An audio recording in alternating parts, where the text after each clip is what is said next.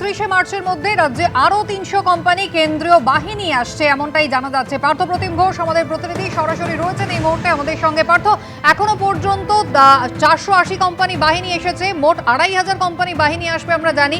300 company বাহিনী যেখানে আসছে, কোথায় কোথায় মূলত তা মোতায়েন করা হচ্ছে এবং আজকে সাপ্লিমেন্টারি লিস্টের জন্য বাড়তি নিরাপত্তার কি বন্দোবস্ত থাকছে? দেখো, আজকে সাপ্লিমেন্টারি লিস্ট বেরোবে এবং তার জন্য ইতিমধ্যে কিন্তু সজাগ রয়েছে রাজ্য পুলিশ। তেমনটাই রাজ্য পুলিশের তরফ থেকে বলা হচ্ছে। মূলত আইন শৃঙ্খলা রক্ষার্থে রাজ্য পুলিশের সঙ্গে একেবারে সিএপিএফ তারা বিভিন্ন জায়গায় মোতায়েন করা হচ্ছে তাদেরকে। অন্যদিকে বেশ কয়েকটা জায়গা যেটা স্পর্শকাতর হিসেবে রাজ্য পুলিশ ইতিমধ্যে চিহ্নিত করে, যার মধ্যে মুর্শিদাবাদ রয়েছে, জঙ্গিপুর রয়েছে, মালদা রয়েছে, এই সকল জায়গা, উত্তর দিনাজপুর রয়েছে, এই সকল জায়গায় কিন্তু তারা বিশেষ করে নজর দিচ্ছে এবং তার জন্য পার্শ্ববর্তী বিভিন্ন জায়গা থেকে অতিরিক্ত বাহিনী, সেই বাহিনী রাজ্য পুলিশের বাহিনী সেখানে কিন্তু ডিপ্লয়মেন্ট করা হচ্ছে বলে ইতিমধ্যে রাজ্য পুলিশের তরফ থেকে বলা হচ্ছে এবং সেই বাহিনী ইতিমধ্যেই সেখানে সজাগ থাকবে।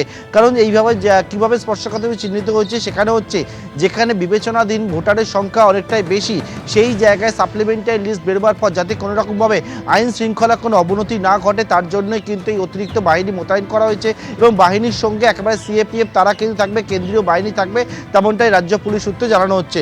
পাশাপাশি তুমি যে বিষয়টা বললে যে 480 কোম্পানি কেন্দ্রীয় বাহিনী ইতিমধ্যে রাজ্যে এসে পৌঁছেছে, আরও 300 কোম্পানি বাহিনী আগামী 31 তারিখের মধ্যে তারা এসে পৌঁছাবেন এবং সেই মতো কিন্তু ইতিমধ্যে যে কোন জায়গায় বাহিনীর ডিপ্লয়মেন্ট কী হবে সেই তালিকাও কিন্তু এসে পৌঁছেছে, যার মধ্যে হচ্ছে সবথেকে বেশি বাহিনী যাবে 300 কোম্পানির মধ্যে 30 কোম্পানি বাহিনী যাবে কলকাতায়, তার পরবর্তীকালে পূর্ব মেদিনীপুরে ধাপে ধাপে থাকছে।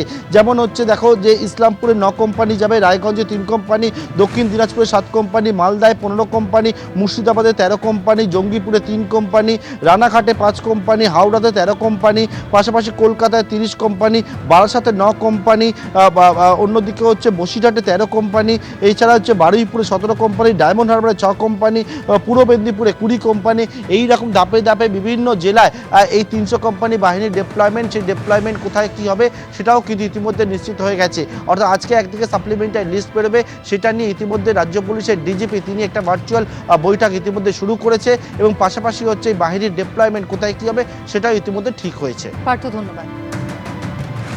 আজই প্রথম সাপ্লিমেন্টারি লিস্ট প্রকাশ করতে চলেছে নির্বাচন কমিশন, আর তার আগেই মালদায় এক বিএলওর মৃত্যু। পরিবারের তরফ থেকে অভিযোগ করা হচ্ছে তার বুথের 110 জন ভোটারের নাম বিবেচনাধীন তালিকায় ছিল, আর যে কারণে মানসিক চাপে ছিলেন ওই বিএলও।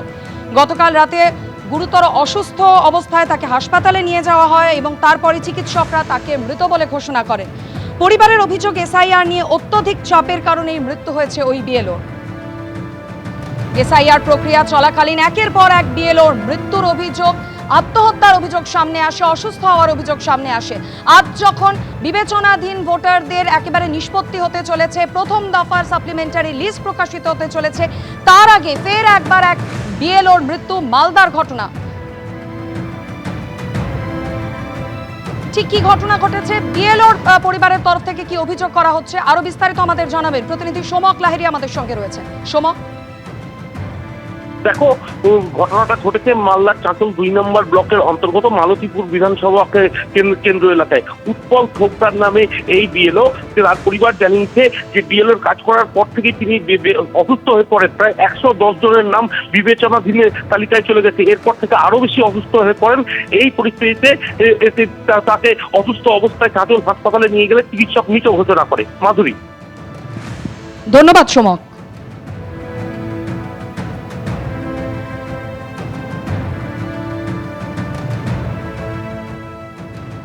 আমার স্বামী হার্ট অ্যাটাক করেছে, এসআইয়ের কাজ করতো, রাত জেগে জেগে কাজ করতো। কি চাইছেন এখন? আমি এখন সরকারের কাছে সাহায্য চাইছি। আমি আমার মেয়েকে নিয়ে কেমনে চলবো, আমাকে যেন সরকার সাহায্য করে। এরকম 2-1 দিন থেকে একটু অসুবিধা, রাত জেগে জেগে কাজ করা। আর কালকে তো কথা হলো যে কে আসছো, এইটুকুই সবাই আসছি। তো আমাদের যাও বাইরে বসো। তখন ভালোই ছিল, সুস্থ ছিল, শুয়ে আছে, অক্সিজেন চলছে।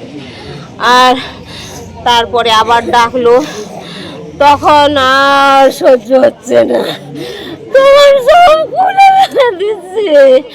সব মুখ থেকে খুলে ফেলেছে, মানে বিঘার উঠে গেছে। এবিপি আনন্দ, এগিয়ে থাকে, এগিয়ে রাখে।